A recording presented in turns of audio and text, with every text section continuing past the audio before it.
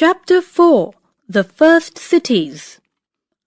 Practice of agriculture and the use of metal brought a complete change in the lifestyle of man.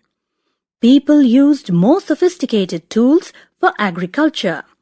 It made their life easy.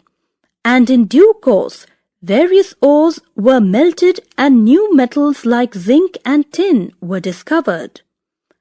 The Bronze Age began when man invented bronze by mixing tin and copper. As bronze is harder than copper, bronze tools were used in agriculture. Better tools led to more production of food grains. More production led to the growth of trade and trade centers, which in turn led to the rise of cities. What is civilization? When man engaged himself in different activities, wide range of needs and occupations started beyond the fulfillment of his basic needs. It can be characterized in many ways, such as urban settlement, surplus food production, development of trade and technology, various types of crafts, existence of written language, application of technology to improve life, different religious beliefs and practices and art forms, division of society into graded classes, a government to maintain law and order and to collect taxes. The sum total of such aspects of organized life in a society is called civilization. Indus Valley Civilization or Harappan Civilization. The Indus Valley Civilization flourished around 2500 to 1500 BC. It was the oldest civilization of India.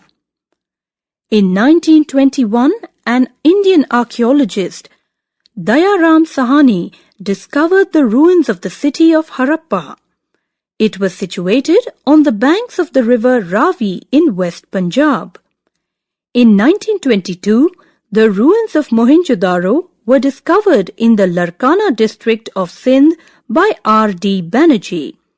As Harappa and Mohenjo-daro both belonged to the Indus Valley, this civilization came to be called the Indus Valley Civilization. The extent of civilization. Archaeologists have discovered more than 250 sites so far since 1921. The ruins of these sites resemble those of Harappa and Mohenjo-daro. Such remains were discovered at 1. Lothal in Gujarat, 2. Chanhu-daro in Sindh, 3. Kalibangan in Rajasthan, 4. Ropad in Punjab, 5.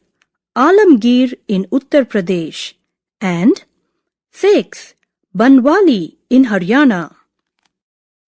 Town planning. The Harappan civilization had well-planned cities. This was first proved by the excavations at Mohenjo-daro and Harappa. These two cities can be divided broadly into two parts, the citadel and the lower town. The citadel. This was the raised part of the city and has often been described as a fort or administrative block. Possibly the ruling class lived here. The ruling class included priests and wealthy merchants. The citadel had massive walls and its height provided protection against flood. Some important buildings like the Great Bath, the Granary and the Assembly Hall were situated in this part. The Great Bath. The Great Bath was a rectangular tank very similar to the South Indian temple tank. It measures 11.88 meters by 7.01 meters and is 2.43 meters deep. Granary. The largest building is the Granary in Mohenjo-daro, which is 45.71 meter long and 15.23 meter wide. Assembly Hall. Assembly Hall or Town Hall was a large hall in Mohenjo-daro. It is a high-pillared hall about 80 square feet. This hall was also used as an assembly hall or for cultural shows. The lower town. Residential buildings have been found in the lower town. Dwelling houses. Well-planned houses were built on both sides of the street. They had flat roofs and were connected by stairs to the upper stories. They had thick walls and few windows. The roads and the streets. The streets were straight and wide and cut at right angles at each other. The main road was 10-meter broad. The main street was over 800-meter long and 10-meter wide. The buildings were built on either side of the roads and streets. Drainage system. The houses were connected to a very good drainage system.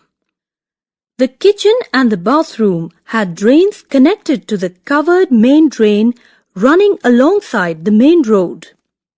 Society. The society of Indus Valley Civilization is said to be comprised of 3 distinct social groups. One group ruled and administered the city. The second group included the merchants who were associated with trade and other business activities in the city. The third group were the laborers who worked for the city. Administration of city.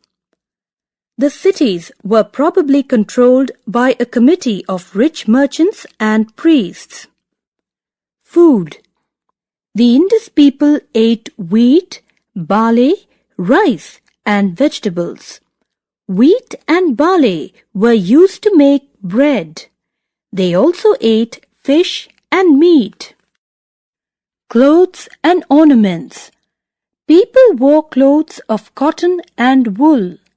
Men wore a piece of cloth like lungi around their waist and a shawl over their shoulders.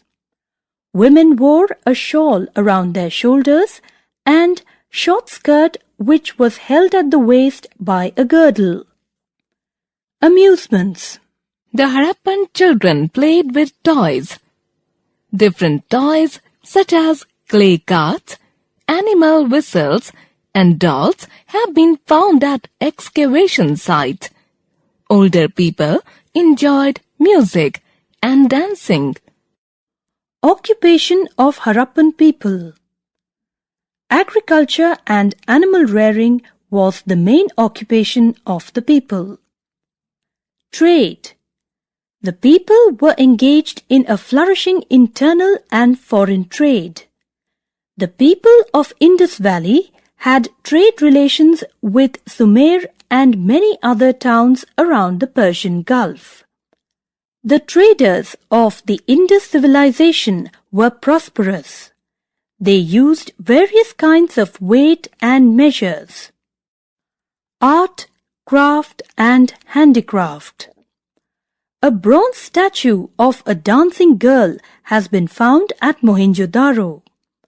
Another stone statue of a bearded noble man or a priest wearing a shawl has been found in this period. The seals. Archaeologists have discovered more than 2,000 seals of this period from various sites. The seals, rectangular in shape, were made of terracotta and soapstone. Religious beliefs.